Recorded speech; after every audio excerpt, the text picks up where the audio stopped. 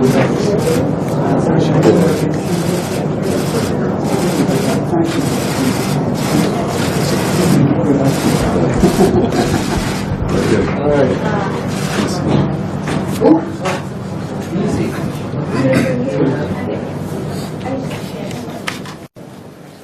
Jens, thank you very much for having me this morning. And you know, we got a big agenda, and great to be with you to kick off the I think is a history-making summit.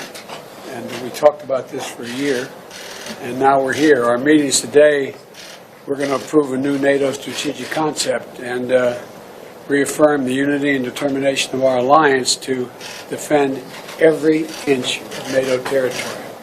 And Article 5 is sacrosanct, and we mean it when we say an attack against one is an attack against all, every inch.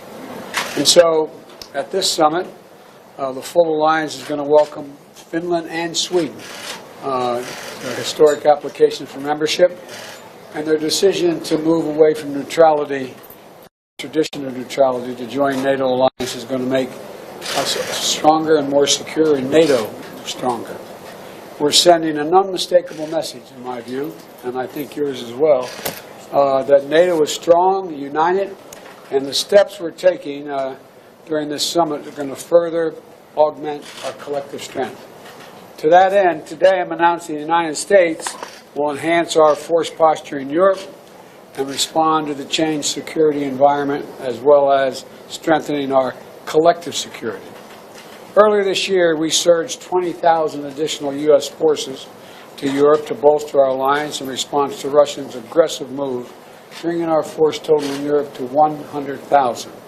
We're going to continue to adjust our posture based on the threat in close consultation with our allies. Here in Spain, we're going to work with our ally to increase U.S. Navy destroyers stationed in Spain's Rota naval base from 4 to 6.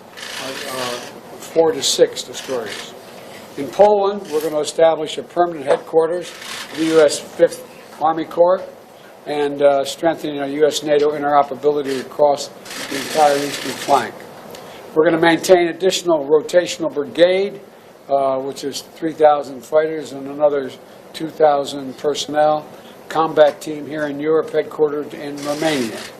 And we're going to enhance our rotational deployments in the Baltic states. And we're going to send 2 additional F-35 squadrons to the UK and station additional air defense and other capabilities in Germany and in Italy.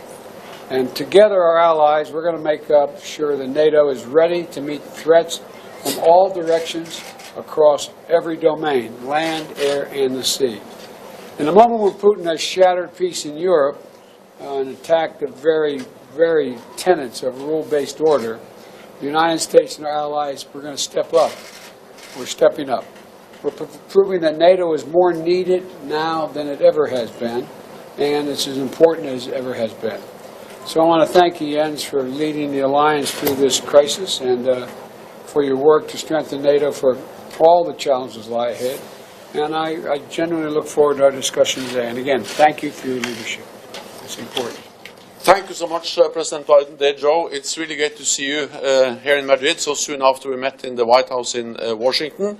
And thank you for your personal leadership and the U.S. commitment to NATO, to European security, demonstrated by the announcements you just made to further increase U.S. presence in Europe. And this really demonstrates your decisive leadership in strengthening the transatlantic bond. And we also see that in the unwavering support from you and from the United States to Ukraine. That will be a main issue at the summit today. We'll meet with President Zelensky. He will address the summit. And as you said, this will be an historic summit. It will be a transformative summit where we will make decisions that will actually change this alliance for many years to come. We will agree a new strategic concept, the blueprint for NATO into the future, more dangerous world, a more competitive world. We will agree the biggest overhaul of our collective defense deterrence since the end of the Cold War, and the US is, of course, very much part of that.